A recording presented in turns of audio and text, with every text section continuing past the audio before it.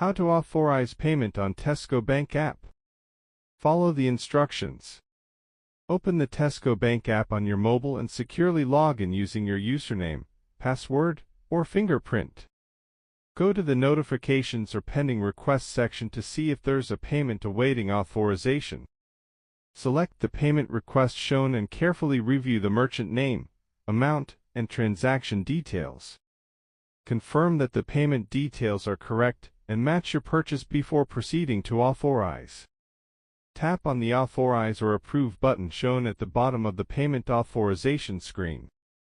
Enter your security passcode, fingerprint, or Face ID when prompted to confirm your identity securely.